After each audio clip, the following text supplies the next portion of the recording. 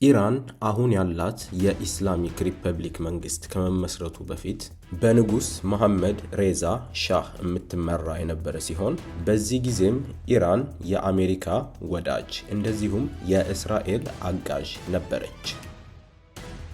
እስራኤል ደግሞ ከሁለተኛው የዓለም ጦርነት በኋላ እንደ ሀገር የተቋቋመች ሲሆን ወዲያው ነበር ጎረቤቶቿ ካሉ የተለያዩ የአረብ ሀገራት ጋር ግጭት ውስጥ የገባችው። ትንሿ ሀገር እስራኤል ብቻዋን አልነበረም እዚህ ጦርነት ውስጥ የገባችው። Israel first launched strikes targeting Iran's nuclear program and military sites, and several top Iranian military officials were killed. ይህ የእስራኤል ቀጥተኛ ጥቃት ዓለምን በጣም ያስደነገጠ ሲሆን ዓለምን ወደ ኒውክሌር ጦርነት እንደዚሁም ወደ ሶስተኛው የዓለም ጦርነት ይወስዳል ተብሎ እየተፈራበት ይገኛል። In the past 24 hours, we've taken out top military commanders, senior nuclear scientists, the Islamic regime's most significant enrichment facility, and a large portion of its ballistic missile arsenal. More is on the way. ታዲያ እስራኤል እንደዚህ ዓለምን ያስገረመ እንደዚሁም ያስደነገጠ ውሳኔ እንድትወስን ያደረጋት ምንድነው? የኢራንና የእስራኤል ታሪካዊ ግንኙነትስ ምን ይመስላል የሚለውን በዛሬው ቪዲዮ በአጭሩ ይዤላችሁ መጥቻለሁ። ወደ ቪዲዮ። More is on the way. The regime doesn't know what hit them.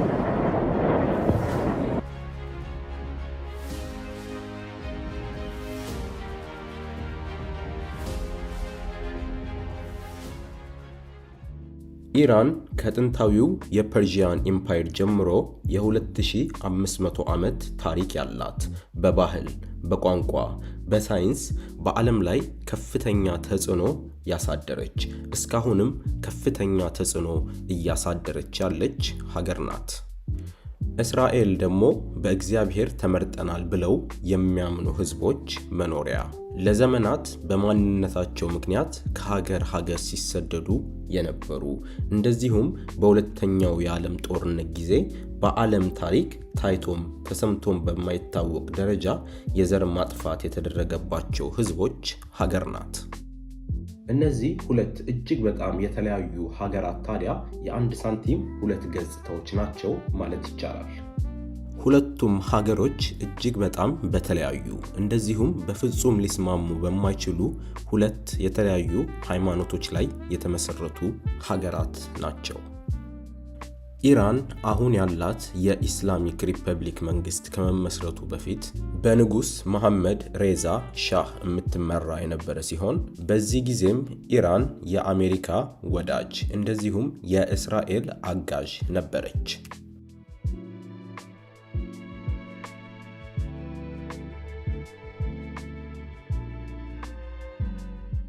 እስራኤል ደግሞ ከሁለተኛው የዓለም ጦርነት በኋላ እንደ ሀገር የተቋቋመች ሲሆን ወዲያው ነበር ጎረቤቶቿ ካሉ የተለያዩ የአረብ ሀገራት ጋር ግጭት ውስጥ የገባችው። ከሁለተኛው የዓለም ጦርነት በፊት ለብዙ መቶ ዓመታት በኦቶማን ቱርኮች ስር የነበሩት እነዚህ የአረብ ሀገሮች ሁሉም የተለያዩ የራሳቸውን ሀገር ሲመሰርቱ፣ ፍልስጤሞች ግን ሀገር ሳይሰጣቸው እስራኤሎች ሀገር ተሰጣቸው። ይህ ችግር ነበር ታዲያ የአረብ ሀገሮችን ከእስራኤሎች ጋር ወዲያው ጦርነት ውስጥ የከተተው። ታዲያ ያቺ አዲሷና ትንሿ ሀገር እስራኤል ብቻዋን አልነበረም እዚህ ጦርነት ውስጥ የገባችው። እነ እንግሊዝ፣ አሜሪካ፣ ፈረንሳይ እንደዚሁም አብዛኞቹ የአውሮፓ ሀገራት ከእስራኤል ጎን ሆነው የተዋጉ ሲሆን በዛ ጊዜ በአረቦቹ ዘንድ ሀያል የነበረችውን ግብፅን እንደዚሁም ሶሪያን በማሸነፍ የእስራኤልን ሀገርነት እንደዚሁም በቀጠና ውስጥ ያላትን ሀያልነት አረጋግጠዋል። በተመሳሳይ ጊዜ የኢራኑ ንጉስ ከአሜሪካ እንደዚሁም ከእንግሊዝና ከፈረንሳይ ጋር ያለውን ግንኙነት የበለጠ ማጥበቅ ጀመረ። ይህ ቅርበት ግን በሀገሪቱ የተለያየ ገጠራማ አካባቢ ለሚኖሩ እንደ ንጉሱ የተመቸ እንዲሁም የተደላደለ ህይወት ለማይኖሩ ነገር ግን በጣም ሃይማኖተኛ በሆኑ ህዝቦች ዘንድ ተወዳጅ አልነበረም። እሱ ግን ለነሱ ብዙም ግድ ሳይኖረው የራሱን ህይወት እየኖረ ነበር። ለዚህም እንደ ምሳሌ ሊነገር የሚችለው የፐርሺያን ኢምፓየር የ2500 ዓመት የምስረታ በዓል ነው።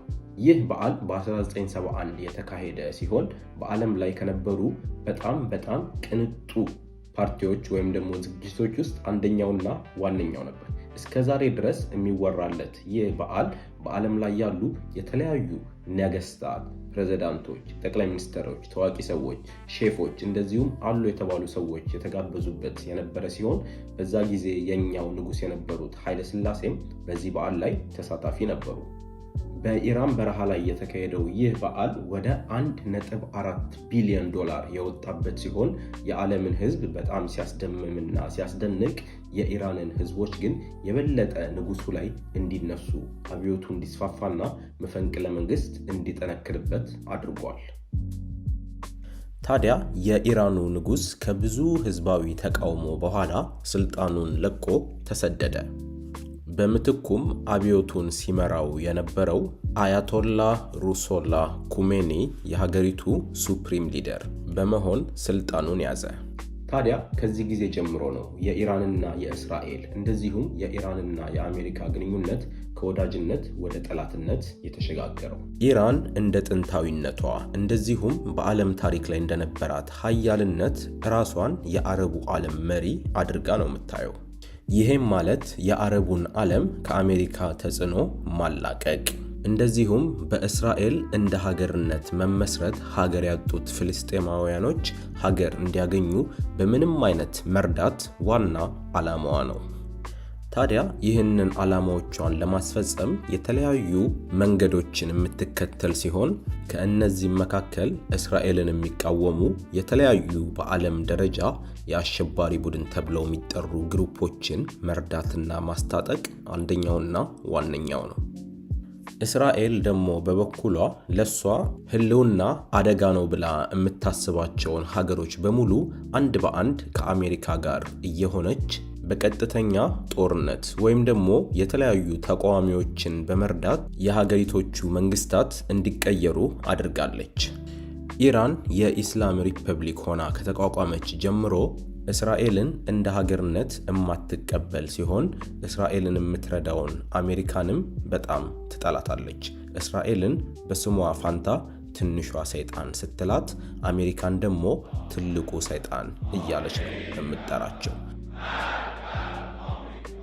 گله میکنن که چرا ملت ایران میگن مرگ بر آمریکا. اولا بنده این رو برای حضرات بزرگان آمریکایی روشن کنم. مرگ بر آمریکا یعنی مرگ بر ترامپ و جان بولتون و پومپئو. ይህ ማለት የኢራንና የእስራኤል ጦርነት አሁን ከትላንት ወዲያ በቀጥታ ቢጀመርም ላለፉት 10፣ 20፣ 30 ዓመታት በእጅ አዙር እየተዋጉ ነበር ማለት ነው።